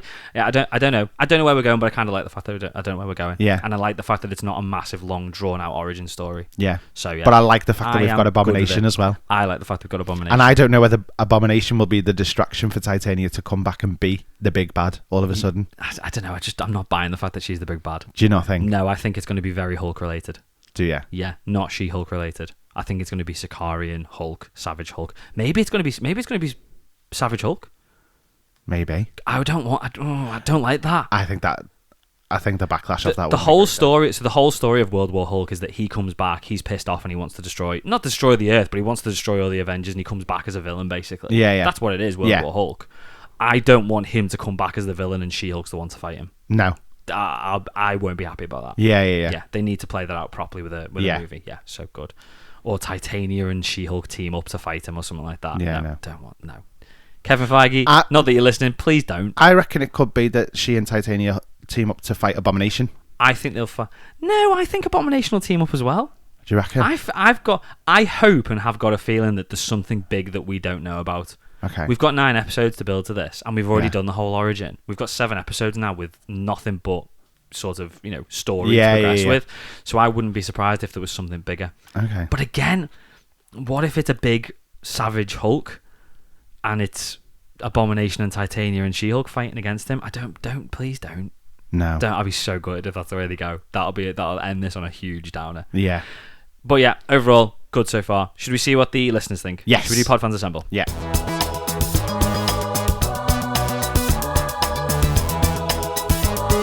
Pod Fans Assemble.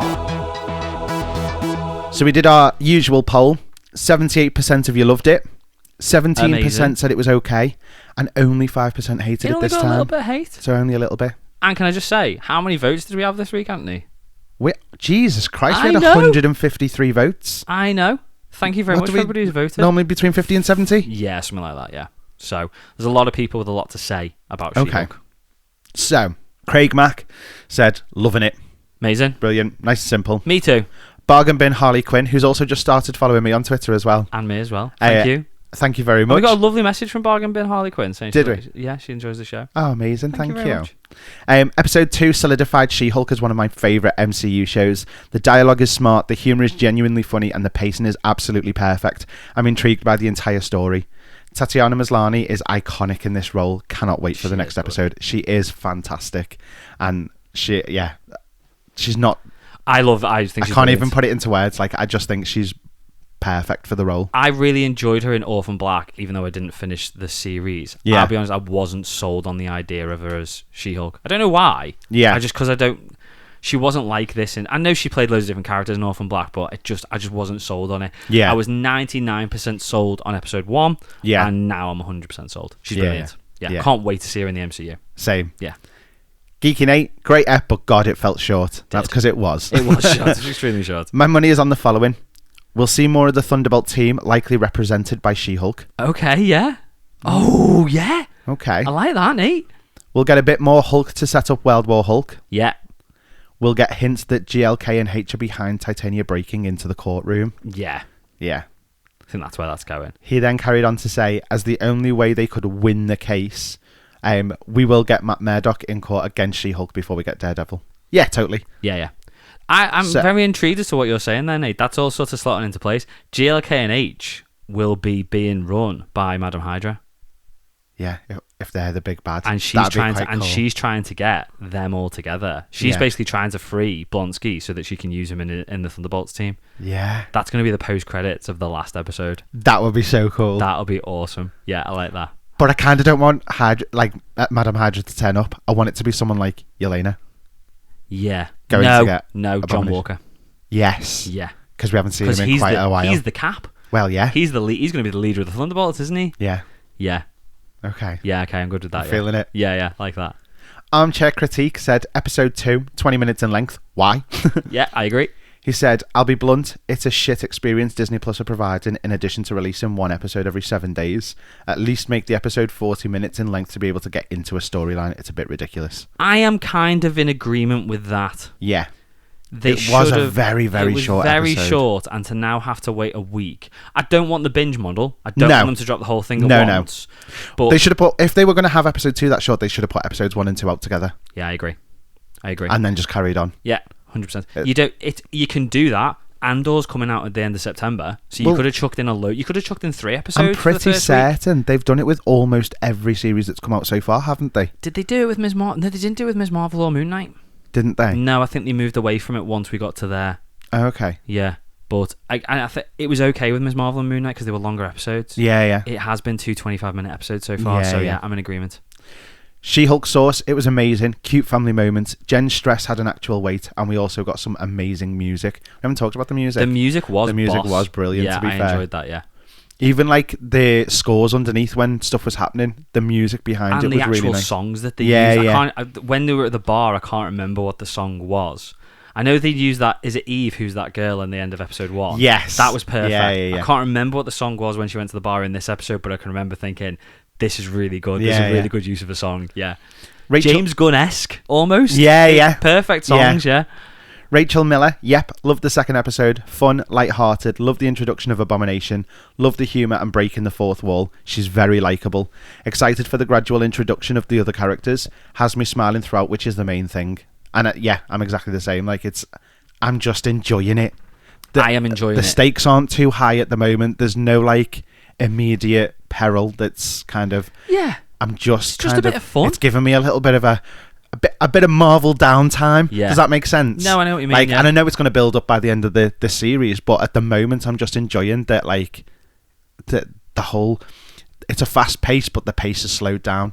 If you understand what I mean. Yeah. So it's fast paced in this, but the overall pace of MCU is just slowed down that little bit to just give us all a moment to catch our breaths. And as much as we said a minute ago, and one of the comments was that Disney don't know what they're doing. I think they do to a degree, because I think this is going to be running concurrently with Andor, and that is going to be heavy. Yeah. That's going to be really dry, really heavy. Not in a negative way, that's the show. Yeah. But I think if you had Moon Knight running at the same time as Andor, I think that'd be you'd be knackered by the end of Thursday night. Totally. This is 20 minutes of fun She-Hulk after an hour of Andor the night before. That's what you need. Yeah, totally. Movies for real. I told you guys last episode I wasn't sure if comedy was hitting, but episode 2 I liked so much more. Yes. I wasn't sure about the Abomination stuff, but I'm sold. Excited to see where it goes, and if She-Hulk wins this case. And comedy was really good. This episode was actually laughing. I think She-Hulk is going to win the case.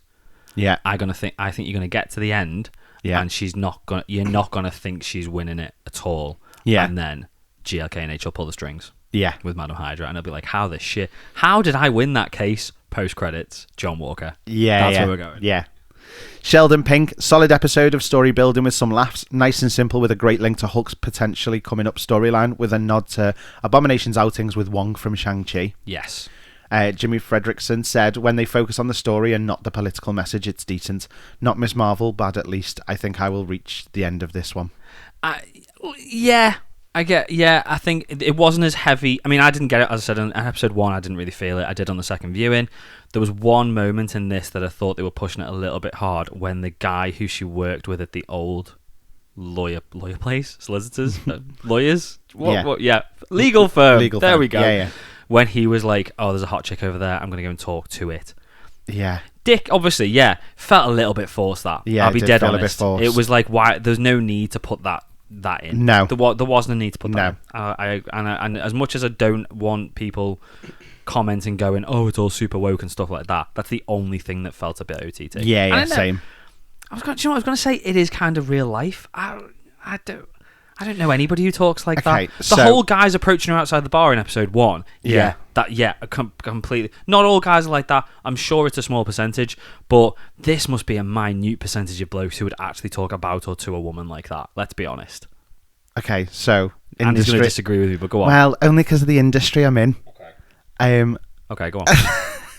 So for me, I mean, we've actually just had quite a serious allegation brought up about like catcalling and stuff from some of the builders. Have you really? Yeah. Bloody because they did it to the wrong person, and they did it to a high up boss because she was female and just walking. I'm not laughing at the fact that they've done it. I'm laughing at the fact that you'd be that stupid. Yeah, exactly. So I 100% agreed that it was a bit much in the episode. It felt out of place. But it does happen. But it is still happening. Yeah. And at the end of the day, they are addressing things that are still a problem.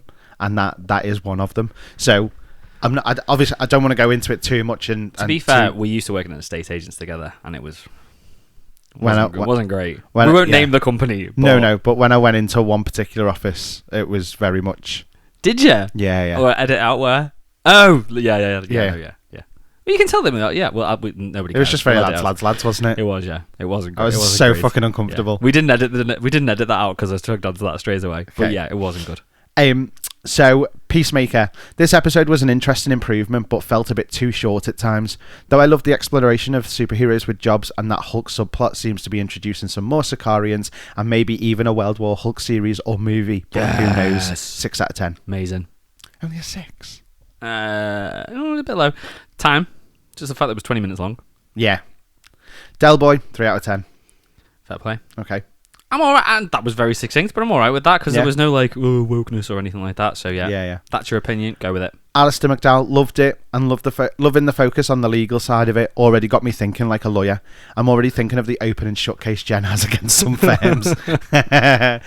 I mean, it is making you think about that side of things. Like, what are your legal implications when all this shit's going down? Definitely. It's all very good and well. Doctor Strange cutting a bus in half to stop it landing on somebody, but all those people who were on that bus, dead. Whiplash. Yeah, not the superhero villain. Poor bus driver getting his insurance claim out on. Do you know what? Have you had a trip or fall or a superhero near murder you at work? Exactly. Call us. Yeah. GLK and H. That's something that I think we're going to see, particularly throughout the MCU now. Anytime we see Daredevil or She-Hulk. Them like dealing with a shitty, stupid case like that. See, I'm gonna even if in the Avengers or something, we just go past. There's a massive fight scene, and then there's just a bench there that's been destroyed, and it's just got Jen on the back. Just a picture of her as an advert and things like that. That's the kind of thing that I'm gonna really enjoy seeing because it's just the continuity of all of the different parts. I like that. Yeah. Comic-y sort of stuff you see in the back of a panel in a comic book. Yeah, exactly. Totally. Like the Rogers the Musical signs in Spider-Man No Way Home in the background, you know what I mean? It's all. I love the fact it's all linked. Yeah. Push Wrath, absolutely loved it. The Eternals Easter egg ruled. Did. Kenneth, GLH and K are the Wolfram and Heart of the MCU, calling it now. Do you know who Wolfram and Heart are? No. Angel. Did you watch Angel? Did you never watch Angel? No. I've said Angel 6 times now. The Buffy spin-off Angel? Yeah. Yeah. Yeah, there was a law firm in that called Wolfram and Hart. Okay. The big bads. Spoilers, in the end, Angel ends up owning Wolfram and Hart, but they're like the big bads. I'm never going to need to watch it. You ruined it. Do you know what? I'm going to watch it again. There was some Buffy news this week we didn't talk about. The reboot's been scrapped. Oh, has it? Yeah, it's not happening. Oh, okay. I was thinking while I was on holiday, I'm going to start watching, but I've never watched Angel all the way through. I think I only watched the first series. I've never watched Angel at all. But I feel like I need to watch Buffy to do Angel. I feel like I need to watch because it starts like season 4, and it's basically one. You've got to watch an episode of Buffy, then an episode of Angel, and I might start. Oh, I feel like that's a bit much. I've watched Buffy enough that I know what's going on. To be fair, I know, but I like Buffy. I love Buffy. I don't think you can watch Buffy enough. Funnily enough, that was my only enjoyment out of the New Mutants was the fact that they were watching Buffy in the breakdown room. They were, weren't they? Yeah, they were watching Buffy, and I was like, I'm okay. Otherwise, it was crap. Yeah, because it was Alison Hannigan and what's her name, the one that plays Terra, and like doing their kiss scene and stuff like that. And I was like, it's Buffy. I know, yeah, love Buffy. That's the only thing I enjoyed about that film. Anyway. Did I finish reading that? No. Bruce stuff, setting up World War Hulk stuff. I think that Jennifer will end up legal partner with Foggy and Matt. Love this week's episode. Was so good to see Tim Roth again. Love the reframing of things from his point of view too. I really love that. I think they're missing a trick if they don't have her working for Foggy and for Nelson and Murdoch. Yeah, I think the point that she realizes that it's Madam Hydra and stuff like that, I reckon Matt Murdock will approach her and be like, come work for us. And then we can get She-Hulk in the Daredevil but you're on the wrong series. side. Yeah. So good.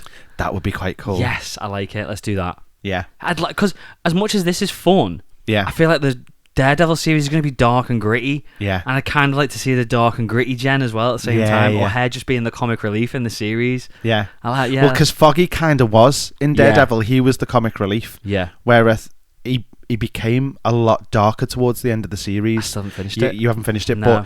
but the whole tone of Foggy changes because obviously a lot more stuff happens in it, and the story is evolving and stuff like that. So I think if they came into it as the two serious ones and then Jen's like jumping in, it'd be quite cool. Yeah. Avid gamer. Wolverine confirmed in the MCU. Yes. Celestial in the ocean. Abomination. Yes. Wong must owe some dollar to a bookie if he broke Blonsky out of prison for a prize fight. Can you imagine? You go down in the third round. Get me? I want that to be it. I don't want him to be trading him. I just want him to be making a bit of money. That'd be genius. So funny. Hulk headed to Sakaar to deal with the son he doesn't remember having when he hulked out. Yeah. So I think that's where we're going. It's all there, isn't it? Yeah. So do we know who the son is in the comics? Like, Scar. Scar. Skaar. Scar. Okay. And he doesn't like his dad. Sakaar. Yeah, right. Yeah. I'm with you. But then I think Hulk in the comics also has a because when you get my understanding, people will shout at me now because I'll be wrong. So my understanding is when he does Planet Hulk in the comics, because I think I've seen the animated movie of Planet Hulk. Yeah. He is it's like Smart Hulk, but it's not Smart Hulk. So he's completely in control. Yeah. But it's not Banner in control. It's just Hulk's evolved to have a consciousness. Yeah. And he ends up sort of like running the planet, and he has a wife and he has kids.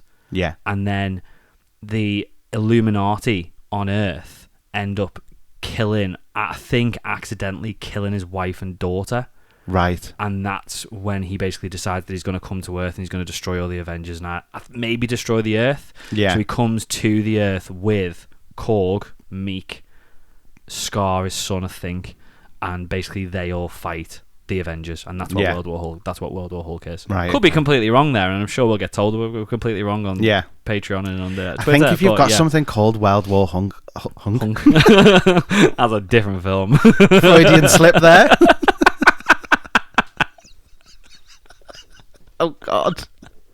Keeping that in. Why does this always happen? World War Hulk. Yeah. I just want to see more Hulks. I want to see like Abomination. I want to see Red Hulk when we get him. Like, I think all we're of going to those see kind a of things, different you know what I Red mean? Hulk though, because it's Ross. Yeah. I think. And I don't want a CG brought back from the dead. No. Thunderbolt Ross. Don't want that. I think that's where they were going.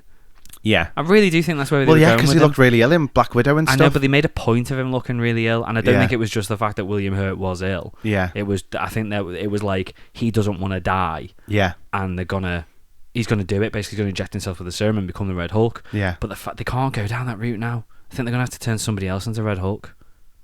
I mean, there's a Red She-Hulk in the comics, which is Betty. Do you reckon Betty Ross? Betty Ross is Red She-Hulk, yeah. Oh no way. In the comics, yeah. The only way I think they could do it with the nod to William is by finding out that it's already happened, that change has already happened, but he's stuck in that form, so that they can do it without having him. Yeah, but you're still then technically getting a CGI dead William Hurt. I think they'll go down the route of he was on the brink of figuring it out, and someone else finishes his work, and then someone else finishes his work, and we get a Red Hulk. Because we need to get Red Hulk. Yeah. We don't want to now leave that because... Well, it could be Betty that finishes off the work and does it for either someone else or herself. Imagine bringing back Liv Tyler just for that. Yeah. Not just like one movie, but bringing her back and then she's in it. Yeah, I'd be good with that. So Blue Love She-Hulk said it was amazing. Writing, acting, VFX, storytelling, lines, humour, etc. The surprises, the Easter eggs, the post-credit scenes, the correlation to past Marvel films. It's brilliant and funny. Yeah, I agree. It's the first one where we've had so much tie-in to... Yes. The MCU as a whole, the whole universe. Yeah. Everything else has been quite standalone more recently, so it's nice to get had the odd nod, whereas we've had loads already. Yeah, and we're 2 episodes in. Yeah. So it's I'm really enjoying the fact that we're getting such a related Me too. series. Me too. I like it. Because we've said that that's been the problem for a little while. We didn't know where anything was going because everything was doing their own storylines. Yeah, it was yeah, getting yeah. messy. Yeah. So it's nice to just see it all. And to be fair, this is still doing its own storyline. It's just that we're because it's fourth wall breaking, we're pulling from other stuff. Yeah, definitely. Luke said, episode is far too short. Most animated series have longer episodes. Moon Knight and Ms. Marvel, both from Marvel, had longer episodes. Why is Marvel treating She-Hulk like it's not worthy of being in the same league when it deserves better? I don't think the length of time is saying it's not worthy. I don't know whether when they've put it all together, obviously you then look at it and see where's the best part to stop. And I think it's because of that realization of the Shang-Chi clip was the perfect place to stop it. It's just unfortunate that was a little bit shorter than what the others probably will be. My understanding, I mean, I might be completely wrong here. My understanding of the MCU's Disney Plus series, apart from I Am Groot, is that they're all the same runtime. It's just they split them between different number of episodes. That's my understanding. I mean, I might be completely wrong there, but that's what I had in my head. So She-Hulk over 9 episodes will be the same length of time as Moon Knight 6 episodes, or however many there were. Right. It's just that they split it into different episodes. I'll check. I'm with you. But that's how I see it. Okay. Interesting. Bollocks, probably, but yeah. Ragnarok265 said, loved it. The comedy hit perfectly for me. Some decent amount of character development, and Hulk appears to be off to start production on World War Hulk. Yes. 8 out of 10. Just because I don't know who told Disney this was a Saturday morning cartoon with these 20-minute episodes. Yeah. I felt a little bit like that. Christian Bernard, Gauchi? I don't know. Go for it. I thought it was great. I'm honestly really enjoying the series, and my expectations are super high since I love the Hulk and always wanted to see She-Hulk depicted in live action. The only thing that irks me is the short runtime of the episode so far. People not like that. Again, that was my criticism of it. That's hope, People but again, I think Marvel listen. I think it's also because you've waited the week. Yeah, I know. Yeah, for the sake of 23 minutes. But again, when we get into Andor, you're going to have loads of other content. Yeah, so we'll be okay. Davey AK said, I'm confused about the timeline of events. Wasn't Bruce Banner seen to have his arm in a cast after Abomination is found cage fighting in Shang-Chi? The latest episode suggests it's reversed now. Get where you're coming from, but yeah, I think we've already... Yeah. I get it. I get why people might think that. I just don't think that's right. But I don't... You look confused. I am. What? Because he was seen to have his arm in a cast after Abomination is found cage fighting. Yeah. Oh, so they're thinking that footage is immediate. Okay, sorry. Yeah, no. I don't think it's immediate. No, I don't. I think it's just leaked footage later at a much later date. Has somebody leaked it? Who's leaked it? Madam Hydra. No, because she wants him out. She wouldn't leak it. Oh, Daredevil. Do you reckon Matt Murdock's done it? Oh, yeah, there you go. Yeah. He doesn't want Abomination back on the streets, and he's had that information. Yeah. And not just released it straight away. And now now that he's seen that they might be getting out, yeah, he's gone, hang on. Yeah. He's a flight risk. Let's keep him in. That's what I reckon. Yeah. Okay. I think that's where that's going. And that's everybody. Thank you very much, guys. Cheers, guys. For getting involved. It's a lot to talk about, isn't it, though? I'm really enjoying it. Definitely. So before we wrap up, let's do the patron shout-outs. Okay. Thanks to Geekinate, Kenneth, Night Spearhead, Richard, Jessica, Avid Gamer, and Anthony Wells for supporting the show. Patrons get exclusive access to our bonus podcast, Into the Podverse, with new episodes every month. This month, we have done Sandman. We've talked about that. We didn't like it, but yeah, go and listen to the episode if you want to. We don't know what we're doing this month yet. No. We'll have a think this week, and we'll let you know. Yeah. No, this month, next month, September. Yeah. We'll let you know next week. We'll have a chat when we're done recording. And we'll figure something out. It might be good, it might be crap. Sandman was. So you get access to all those episodes. You also get access to our Discord server and merch discounts, all for £4 per month. If you want to access all the extra content and support the show, you can head over to thatsuperherothing.com/Patreon or hit the link in the episode description, because that's just easier, isn't it? Do that. Otherwise, thanks for listening. Don't forget to come back next week for our review of She-Hulk Episode 3, plus all the latest comic book movie news. If you don't already, make sure to check out our socials at Twitter, Facebook, and Instagram for all the latest updates on the show and calls to action for next week's Podfans Assemble. We're back to recording on a Thursday next week. Yes. So, as soon as you've watched the episode, and he's tagging a fly. I just laughed, sorry. As soon as you've watched the episode, let us know. Get involved in the poll, because we have very limited time because we'll be recording, and then we'll get the episode out first thing on Friday morning. We got a very good response last week when we dropped it first thing Friday morning. Did we? Yeah, we did. We had a lot of downloads and plays, so we'll do that again. Cool. Again, as we said at the start, if you have enjoyed the show, please make sure you're subscribing and leave us a rating or review on Apple or Spotify. Helps us massively. The more subscribers, the more 5-star reviews we get, the higher we go up the charts, and the more people can find the show. So that would be fantastic, though. Other than that, I think we're done. We're going to have a chat now about what we're going to do for Into the Podverse next week. Do we do a poll? Should we put some options on Twitter? Yeah. Let's do that.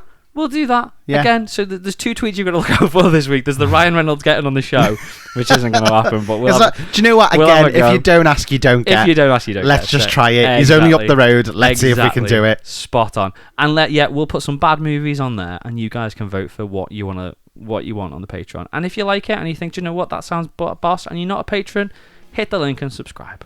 Yeah. We done? Yeah, perfect. Fantastic. Right, thanks for listening, guys, and we'll see you next week. Cheers, guys. See you next week. Bye. Bye-bye.